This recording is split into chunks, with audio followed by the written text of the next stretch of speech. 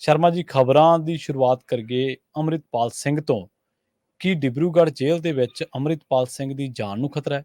ਜੇ ਕੀ ਵਾਕਈ ਗੱਲ ਸੱਚ ਹੈ? ਜੇ ਖਬਰ ਉੱਠੀ ਤਾਂ ਇਹਦਾ ਆਧਾਰ ਕੀ ਹੈ ਜੀ?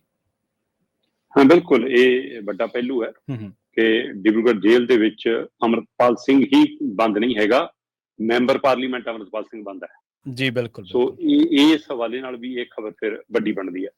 ਅਸਲ 'ਚ ਕੀ ਹੈ ਕਿ ਪੰਜਾਬ ਦੇ ਵਿੱਚ ਇਸ ਮੌਕੇ ਸ਼੍ਰੋਮਣੀ ਗੁਰਦੁਆਰਾ ਪ੍ਰਬੰਧਕ ਕਮੇਟੀ ਦੀਆਂ ਵੋਟਾਂ ਬਣਾਉਣ ਦਾ ਕੰਮ ਬੜੀ ਤੇਜ਼ੀ ਨਾਲ ਚੱਲ ਰਿਹਾ ਤੇ ਉਸ ਵੋਟਾਂ ਬਣਾਉਣ ਦੀ ਪ੍ਰਕਿਰਿਆ ਦੇ ਦੌਰਾਨ ਹੀ ਅੰਮ੍ਰਿਤਪਾਲ ਸਿੰਘ ਦੇ ਪਿਤਾ ਤਰਸੇਮ ਸਿੰਘ ਹੋਰੀ ਲੁਧਿਆਣੇ ਇੱਕ ਇਕੱਠ 'ਚ ਸ਼ਾਮਲ ਹੋਣ ਲਈ ਪਹੁੰਚੇ ਤੇ ਜਿਹਦੇ ਵਿੱਚੋਂ ਇਹ ਸੰਕੇਤ ਵੀ ਮਿਲਿਆ ਕਿ ਅੰਮ੍ਰਿਤਪਾਲ ਸਿੰਘ ਹੋਰੀ ਹੁਣ SGPC ਚੋਣਾਂ ਲਈ ਮੈਦਾਨ 'ਚ ਆ ਸਕਦੇ ਨੇ ਤੇ ਅੰਮ੍ਰਿਤਪਾਲ ਸਿੰਘ ਦੀ ਧਿਰ ਵੱਲੋਂ ਅੰਮ੍ਰਿਤਪਾਲ ਦੇ ਪਿਤਾ ਤਰਸੇਮ ਸਿੰਘ SGPC ਦੀ ਚੋਣ ਲੜ ਸਕਦੇ ਨੇ। ਤੇ ਉਹਦੇ ਪਿਤਾ ਤਰਸੇਮ ਸਿੰਘ ਹੋਰੀ ਜਦੋਂ ਸਿੱਖ ਸੰਗਠਨਾਂ ਦੇ, ਸਿੱਖ ਨੁਮਾਇੰਦਿਆਂ ਦੇ ਉਸ ਇਕੱਤਰਤਾ ਸ਼ਾਮਲ ਹੋਣ ਲਈ ਆਏ ਤੇ ਉੱਥੇ ਮੀਡੀਆ ਨਾਲ ਗੱਲਬਾਤ ਕਰਦਿਆਂ ਉਹਨਾਂ ਨੇ ਕਿਹਾ ਕਿ ਵੀ ਇੱਕ ਯੋਜਨਾ ਦੇ ਤਹਿਤ ਪੰਜਾਬ ਸਰਕਾਰ ਨੇ ਇੱਕ ਡਰੱਗ ਤਸਕਰ ਨੂੰ ਡਿਬਰੂਗੜ੍ਹ ਜੇਲ੍ਹ ਤਬਦੀਲ ਕੀਤਾ, ਉਸ ਨੂੰ ਡਿਬਰੂਗੜ੍ਹ ਜੇਲ੍ਹ ਭੇਜਿਆ ਤੇ ਅੰਮ੍ਰਿਤਪਾਲ ਦੇ ਪਿਤਾ ਤਰਸੇਮ ਸਿੰਘ ਕਹਿੰਦੇ ਕਿ ਇਹ ਯੋਜਨਾ ਤਹਿਤ ਜਿਹੜਾ ਤਸਕਰ ਨੂੰ ਉੱਥੇ ਭੇਜਿਆ, ਇਹ ਮੈਨੂੰ ਸਾਰਾ ਕੁਝ ਠੀਕ ਨਹੀਂ ਲੱਗਦਾ ਕਿ ਹੋ ਸਕਦਾ ਕਿ ਅੰਮ੍ਰਿਤਪਾਲ ਸਿੰਘ ਨਾਲ ਕੋਈ ਅਣਹੋਣੀ ਹੋ ਜਾਵੇ, ਇਹਦੇ ਲਈ ਪੰਜਾਬ ਸਰਕਾਰ ਜ਼ਿੰਮੇਵਾਰ ਹੋਏਗੀ। ਆਹ ਜੀ ਜਿਹੜਾ ਆਧਾਰ ਤੁਸੀਂ ਪੁੱਛਦੇ ਸੀਗੇ ਕਿ ਕੀ ਆਧਾਰ ਹੈ। ਅੰਮ੍ਰਿਤਪਾਲ ਦੇ ਪਿਤਾ ਨੇ ਖਾਸਾ ਜ਼ਾਹਰ ਕੀਤਾ, ਲੰਘੇ ਦਿਨੀ ਇੱਕ ਡਰੱਗ ਤਸਕਰ ਫੜਿਆ ਗਿਆ, ਉਸ ਨੂੰ ਡਿਬਰੂਗੜ੍ਹ ਜੇਲ੍ਹ ਭੇਜ ਦਿੱਤਾ ਗਿਆ ਜੀ ਤੇ ਉਸ ਦੇ ਹਵਾਲੇ ਨਾਲ ਅੰਮ੍ਰਿਤਪਾਲ ਦੇ ਪਿਤਾ ਤਰਸੇਮ ਸਿੰਘ ਨੇ ਲੁਧਿਆਣੇ 'ਚ ਇਹ ਗੱਲ ਆਖੀ ਕਿ ਜੇ ਕੱਲ ਨੂੰ ਅੰਮ੍ਰਿਤਪਾਲ ਸਿੰਘ ਜਾਂ ਉਹਦੇ ਸਾਥੀਆਂ ਨਾਲ ਕੋਈ ਅਣਹੋਣੀ ਹੋ ਜਾਂਦੀ ਆ ਤਾਂ ਇਹਦੇ ਲਈ ਪੰਜਾਬ ਸਰਕਾਰ ਜ਼ਿੰਮੇਵਾਰ ਹੋਏਗੀ। ਇਹਦਾ ਮਤਲਬ ਕੀ ਅੰਮ੍ਰਿਤਪਾਲ ਸਿੰਘ ਦੇ ਪਿਤਾ ਨੂੰ ਸ਼ੰਕੇ ਸ਼ੋਭੇ ਨੇ ਕਿ ਉੱਥੇ ਅੰਮ੍ਰਿਤਪਾਲ ਦੀ ਜਾਨ ਨੂੰ ਖਤਰਾ ਹੈ। ਜੀ। ਪਿਛਲੇ ਜਿੱਦਣ ਦੇ ਅੰਮ੍ਰਿਤਪਾਲ ਸਿੰਘ ਬੰਦ ਨੇ ਤਦ ਦੇ 2-3 ਖਬਰਾਂ ਜਿਹੀਆਂ ਆਈਆਂ, ਜਿਵੇਂ ਮਤਲਬ ਕਿ ਉਹਨਾਂ ਦਾ ਧਰਮ ਭ੍ਰਿਸ਼ਟ ਕਰਨ ਦੀ ਕੋਸ਼ਿਸ਼ ਕੀਤੀ ਜਾ ਰਹੀ ਹੈ। ਕਹਿੰਦੇ ਕਿ ਉਹਨਾਂ ਨੂੰ ਖਾਣੇ 'ਚ ਤੰਬਾਕੂ ਵਗੈਰਾ ਮਿਲਾ ਕੇ ਦਿੱਤਾ ਜਾ ਰਿਹਾ ਹੈ, ਰਸੋਈਆ ਸਹੀ ਨਹੀਂ, ਰਸੋਈਆ ਬਦਲਿਆ ਜਾਵੇ, ਉਹਨੂੰ ਲੈ ਕੇ ਭੁੱਖ ਹੜਤਾਲ ਵੀ ਅੰਮ੍ਰਿਤਪਾਲ ਸਿੰਘ ਉਹਨਾਂ ਨੇ ਕੀਤੀ ਸੀ। ਆਟੇ 'ਚ ਗੁੰਨ ਦਿੱਤਾ ਜਾਂਦਾ ਜੀ ਸਮਾਨ, ਕੁਛ ਏਦਾਂ ਦੀਆਂ ਖਬਰਾਂ ਆਈਆਂ ਤੇ ਉਹ ਤੋਂ ਬਾਅਦ ਫਿਰ ਇਹ ਵੀ ਹਵਾਲਾ ਆਉਂਦਾ ਰਿਹਾ ਕਿ ਜੀ ਜਾਂਚ ਹੋਈ ਜੀ, ਉਹਨਾਂ ਦੀ ਬੈਰਕ ਫਰੋਲੀ ਗਈ ਜੀ, ਉਹ 'ਚੋਂ ਜੀ ਡਿਵਾਈਸ ਮਿਲ ਗਏ ਜੀ, ਆਹ ਮਿਲ ਗਏ, ਇਹ ਸਾਰੀ ਪ੍ਰਕਿਰਿਆ ਦੀ ਖਬਰਾਂ ਵੀ ਆਈਆਂ ਤੇ ਹੁਣ ਜੇਕਰ ਅੰਮ੍ਰਿਤਪਾਲ ਦੇ ਪਿਤਾ ਇਸ ਡਰੱਗ ਤਸਕਰ ਨੂੰ ਉੱਥੇ ਤਬਦੀਲ ਕਰਨ ਦੇ ਹਵਾਲੇ ਨਾਲ ਇਹ ਕਹਿੰਦੇ ਨੇ ਤਾਂ ਕੀ ਉਹਨਾਂ ਦੇ ਸ਼ੰਕੇ ਸ਼ੋਭੇ ਸੱਚਮੁੱਚ ਗੰਭੀਰ ਨੇ? ਕੀ ਉਹਨਾਂ ਨੂੰ ਪਹਿਲਾਂ ਤੋਂ ਕੋਈ ਅਜਿਹੀ ਜਾਣਕਾਰੀ ਹੈ ਜਿਹੜੀ ਜਨਤਕ ਨਹੀਂ ਕਰ ਰਹੇ, ਜਾਂ ਉਹਨਾਂ ਨੇ SGPC ਚੋਣਾਂ ਨੂੰ ਧਿਆਨ 'ਚ ਰੱਖਣ ਦਾ ਇੱਕ ਦਾਅ ਖੇਡਿਆ? ਜੀ।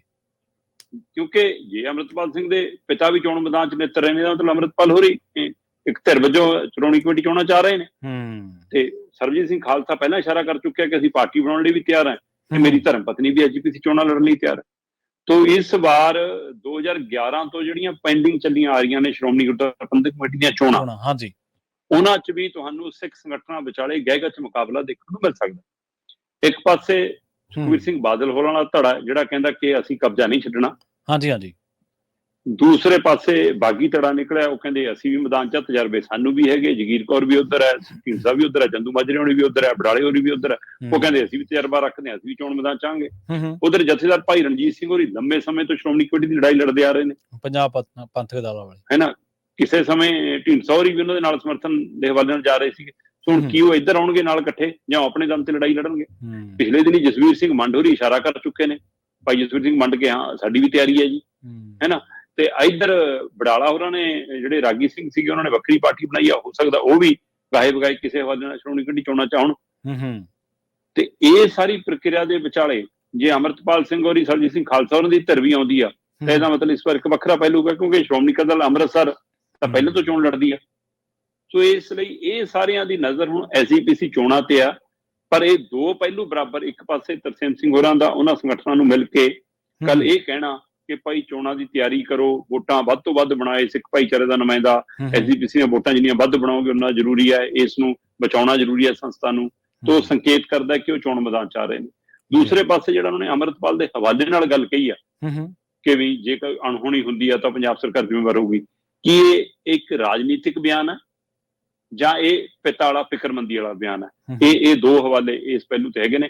ਜਦੋਂ ਕਿ ਪੰਜਾਬ ਸਰਕਾਰ ਤੇ SGPC ਦੀਆਂ ਚੋਣਾਂ ਨੂੰ ਲੈ ਕੇ ਐਡਵੋਕੇਟ ਰਜਿੰਦਰ ਸਿੰਘ ਧਾਮੀ ਸ਼੍ਰੋਮਣੀ ਕਮੇਟੀ ਦੇ ਪ੍ਰਧਾਨ ਵੀ ਉਂਗਲ ਧਰ ਚੁੱਕੇ ਨੇ ਕਿ ਪੰਜਾਬ ਸਰਕਾਰ ਸ਼ਰਾਰਤਨ ਅਜਿਹੀਆਂ ਵੋਟਾਂ ਬਣਾ ਰਹੀ ਹੈ ਜਿਹੜੀ ਇਸ ਪੈਮਾਨੇ ਤੇ ਖਰੀਆਂ ਨਹੀਂ ਉਤਰਦੀਆਂ। ਕੋਈ ਸਿੱਖ ਬੀਬੀਆਂ ਦੇ ਨਾਂ ਦੇ ਹੇਠ ਜਿਨ੍ਹਾਂ ਨਾਲ ਕੌਰ ਲੱਗਦਾ ਕਿ ਉਹਨਾਂ ਦੀਆਂ ਬਿਨਾਂ ਫੋਟੋਆਂ ਤੋਂ ਬਣਾਈ ਜਾ ਰਹੀ, ਜਦੋਂ ਕਿ ਉਹ ਇਸ ਪੈਮਾਨੇ ਤੇ ਪੂਰੀਆਂ ਨਹੀਂ ਉਤਰਦੀਆਂ। ਇਸ ਲਈ ਕਹਿੰਦੇ ਕਿ ਜਾਲੀ ਵੋਟਾਂ ਬਣਾਉਣ ਦੀ ਪ੍ਰਕਿਰਿਆ ਦੀ ਕੋਸ਼ਿਸ਼ ਹੋ ਰਹੀ ਹੈ।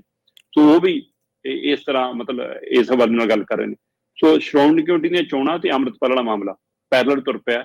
ਇਹਦੇ ਵਿੱਚ ਇਹ ਸਾਫ਼ ਹੋ ਗਿਆ ਕਿ ਅੰਮ੍ਰਿਤਪਾਲ ਹੋਰੀ ਐਸਜੀਪੀਸੀ ਚੋਣਾਂ 'ਚ ਆਉਣ ਜਾ ਰਹੇ ਨੇ, ਜਾਂ ਉਹਨਾਂ ਦੇ ਪਿਤਾ ਚੋਣ ਲੜਨ ਦੀ ਤਿਆਰੀ 'ਚ ਨੇ। ਜੇ ਪਿਤਾ ਲੜਨਗੇ ਤਾਂ ਕੁਝ ਹੋਰ ਸਮਰਥਕ ਵੀ ਲੜਨਗੇ।